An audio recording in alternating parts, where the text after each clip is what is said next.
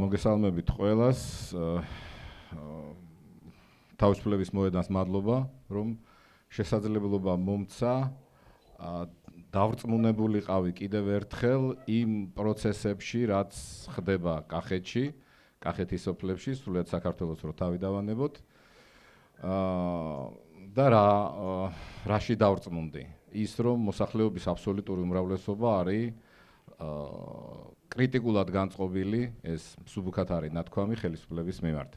ეს იგრძნობა აბსოლუტურად ყველგან, ყველა ადგილას და მე დარწმუნებული ვარ, რომ ქართული ოცნების ხელისუფლებამ ყველაზე უკეთესად იცის ეს. ამიტომ არის ის, რაც არის დღეს ჩვენს გარშემო. ერთადერთი, რასაც მე აი ამ პერიოდის განმავლობაში ვხედავდი, არის ის, რომ მოსახლეობასთან აი აქ ითქვა, მე მგონი ლაგოდეხიდან ქალბატონმა, რომ მესიჯები, რომელიც მოსახლეობამდე უნდა მივიდეს. იციან ყველაფერი კარგად თვითონ, მაგრამ მარტივად აღსაქმელი და გასაგები.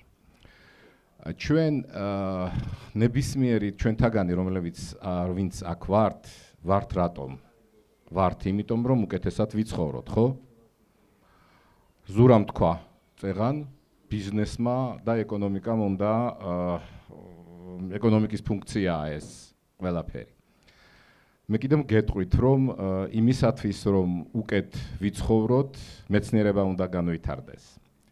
რადგანაც მეცნიერებასთან არის დაკავშირებული კომპეტენციებიც, პროფესიონალიზმიც, ანუ ყველაფერი ის, რაზეც ჩვენ დღეს ვსაუბრობდით. მაშ უკეთ რომ ვიცხოვროთ, მეცნიერება უნდა განვავითაროთ. და მეცნიერება სად ვითარდება? ეს პროცესი სად ვითარდება? ეს მიმდინარეობს უნივერსიტეტებში. რა არის უნივერსიტეტი? რა უნდა იყოს უნივერსიტეტი? უნივერსიტეტი უნდა იყოს ადგილი, სადაც სამი რამ ხდება. იქმნება ცოდნა, არ ვამბობ ახალ ცოდნას, იმიტომ რომ ცოდნა ახალია, იქმნება თავისუფალი აზრი და იქმნება პასუხისმგებლიანი მოქალაქე. აი ეს სამი რამ უნდა ხდებოდეს უნივერსიტეტში და ჩვენ მივალთ იქამდე თუ როგორ უნდა ხდებოდეს ეს. რა კავშირშია ერთმანეთთან ეს სამი კომპეტენცია? ცოდნა, თავისუფალი აზრი და პასუხისმგებლიანი მოქალაქე. აქაც მარტივია, მე მგონი ყველაფერი. ცოდნის შესაქმნელად საჭიროა მარტივად ვამბობ ამას, კითხვების დასმა. როდესაც კითხვას სვამ, ესე იგი ეს თავის თავში გულისხმობს ავტორიტეტის სადმი კრიტიკულ დამოკიდებულებას. ამიტომ ისტორიულად ყოველთვის ავტორიტარული რეჟიმები ყოველთვის ეჭვის თვალით უყურებდნენ მეცნიერებას. და შესაბამისად, ყველაფერს აკეთებდნენ იმისათვის, რომ მეცნიერება არ განვითარებულიყო. არა და თავისუფალი მეცნიერება და თავისუფალი საზოგადოება ერთმანეთთან მჭიდროდ არის დაკავშირებული. პრაქტიკულად ერთმანეთს განაპირობებს. მესამე კომპონენტი ეს იყო პასუხისმგებლიანი მოქალაქე. თუ უნივერსიტეტი იქნება მხოლოდ ცოდნის, უпростоრედ დიპლომის გამცემი ორგანო, დაწესებულება, უკეთეს შემთხვევაში ჩვენ მივიღებთ, ქვეყანა მიიღებს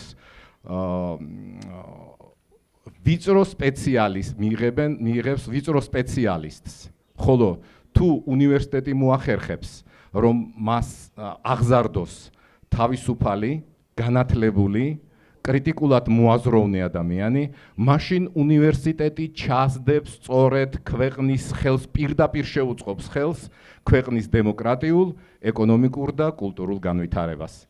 აი ეს სამი ერთმანეთთან არის მჭიდროდ დაკავშირებული.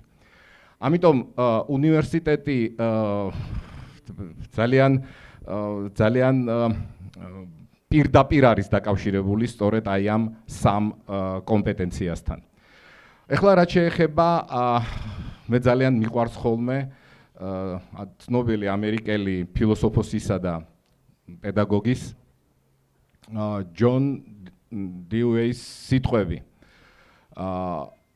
განათლება თუ არ ასწავლის ადამიანებს წინააღმდეგობის უსამართლობისათვის წინააღმდეგობის გაწევას, ნოლია მისი ფასი. ანუ პირველი, რასაც უმაღლესი სასწავლებელი უნდა ასწავლიდეს, ეს არის უსამართლობისათვის წინააღმდეგობის გაწევა. აი ამის შემდეგ მოდის ყველაფერი. ჩვენ ძალიან კარგად ვიცით, რომ უნივერსიტეტებში რაც ეხლა ხდება, ეს განსხვავდება მთლიანად იმისაგან, რასაც უნივერსიტეტი უნდა აკეთებდეს. უნივერსიტეტები გადაიქცა პოლიტიკური კონიუნქტურის და პოლიტიკური მოთხოვნების შესრულების არენად და ასეთ შემთხვევაში უნივერსიტეტი არავითარ შემთხვევაში ვერ ასრულებს ვერც თავის მისიას და ვერც თავის ვალდებულებას, რომელიც ყველაფერს რომ თავი დავანებოთ, თავიანთ დოკუმენტებში აქვს ჩაწერილი. ანუ არც საუნივერსიტეტო მისია და არც ის ვალდებულებები, რომელიც მათ აქვთ აღებული.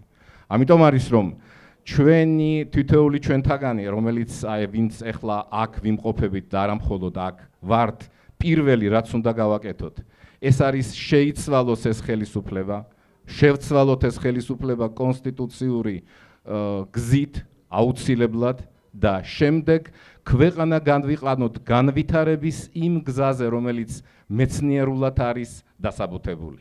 ეს ეხება აბსოლუტურად ყველას, ყველა დარგს, ყველა მიმართულებას, ყველა რაიონს, ყველა მუნიციპალიტეტს და ასე შემდეგ. ამიტომ თითოეული და არ უნდა ზრდიდეს, აი რა უნდა დავარქვათ იმ მოვლენას, როდესაც ის რაც ხდება დღეს საქართველოს უმაღლეს სასწავლებლებში, ეს არის ყველაზე დიდი დარტყმა საქართველოს სახელმწიფოებრიობისა.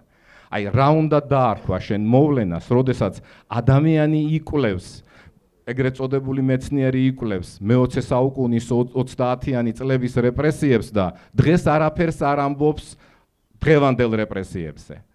რომ საქართველოს კონსტიტუციის დასაცავად გამოსულ ადამიანებს სახის ძვლებს ულეწავენ, რომ ტროტუარზე დგომისთვის ციხეში უშვებენ და დუმს და იკვლევს და აგრძელებს კვლევას. აი ეს ვიღაცამ თქვა ეგ ფარისევლობა, ზუსტად ეს ფარისევლობაა, სხვა რა უბედურებაა, ხო?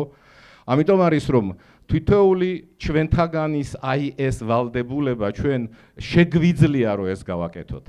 აი ამის შემდეგ მოდის უნივერსიტეტებისთვის, ავტონომიური უნივერსიტეტები იქნებიან, ავტონომიურებიც, იქ რაღაც იქნება აკადემიური თავისუფლება, სპეციალობებსაც დაიბრუნებენ და ანუ ყველაფერ იმას, რაზეც ახლა დღეს ეგრეთ წოდებული რეფორმისა და უბრალოდ კარგად არის შერქმეული ისა დეფორმაზე, როდესაც ვსაუბრობთ. მე ყოველთვის ვამბობდი, რომ ამათ მიერ მიღებული ყველა გადაწყვეტილება ეს არის სახელმწიფოებრიობის წინააღმდეგ გადადგმული ნაბიჯი. ეს არის ის, რომელიც გვასუსტებს როგორც სახელმწიფოს და აუარესებს ჩვენს მდგომარეობას. ამიტომ არის პირველი რაც არის შეცვლა. და ამიტომ გარკვეულწილად მადლობელიც ვარ, რომ მე არ ვიცი ჩემი კოლეგები რა აზრის არიან, მაგრამ მე თელავის სახელმწიფო უნივერსიტეტმა გამომიშვა და ამით შესაძლებლობა მომცა, რომ მთელი ცოდნა, ენერგია და შესაძლებლობები მოახმარო ხალხთან მუშაობას, რომ ეს ხელისუფლება შევცვალოთ. თუ ეს ხელისუფლება არ შევცვალეთ, აქ არის ცივილიზაციურ არჩევანზე უკვე საუბარი. ჩვენ ჩავიძირებით იმ მოუსწავლეთში და მთელი ის პოლიტიკა, რომელიც დღეს ხორციელდება. ხო, იქ მე დრო დამრჩა თუ არა, ვეღარ ხდება. თუ დამრჩა, ხო, მინუსებში გადავიდა. მე ვამთავრებ და ჩვენ ჩავიძირებით იმ უსასრულობაში, იმ უბედურებაში, რომლის ამოსვლაც უკვე ჩვენ ძალიან გაგვიჭირდება. და ერთ-ერთი ქართული ემიგრაციის ცნობილი წარმომადგენელი ამბობდა, რომ ერთი საუკუნის განმავლობაში რუსეთმა ორჯერ დაიპყრო საქართველო და შესაბამისად მესამედ დაპყრობა ეს უკვე თითქოს უკვე აუცილებლობაა და მოსალოდნელი. ამიტომ თითოეული ჩვენთაგანის წინაშე არის დიდი ვალდებულება გავუშვათ ქართული ოცნება, მოვიყვანოთ ის ძალა ხელისუფლებაში, რომელსაც ამბიცია აქვს და ერთ-ერთი მათგანი არის სწორედ თავისუფლების მოედანი. მადლობა.